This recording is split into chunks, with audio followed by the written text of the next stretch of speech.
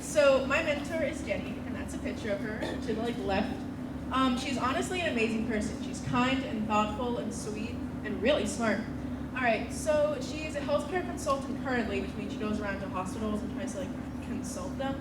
But she worked with genetics and chemistry in the past, which is really cool because genetics and chemistry is what makes us up. And she's born in Oregon, which is cool because you never really hear about Oregon.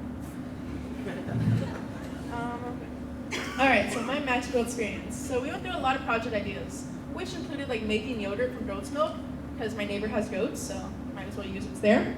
But the goat had kids, and we couldn't use the milk because it was feeding its kids. So that project was scrapped.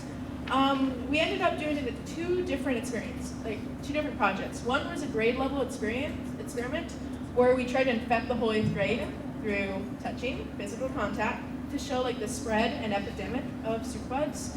And the second was a PSA, which included filming one to show the impact and proper hygiene to not spread superbugs, because that's a problem.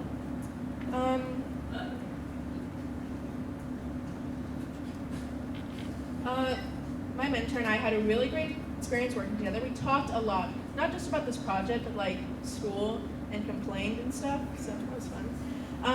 It was a great learning opportunity for both of us because we both really didn't know that much about bacteria and the spread of it and how serious the superbug epidemic is becoming.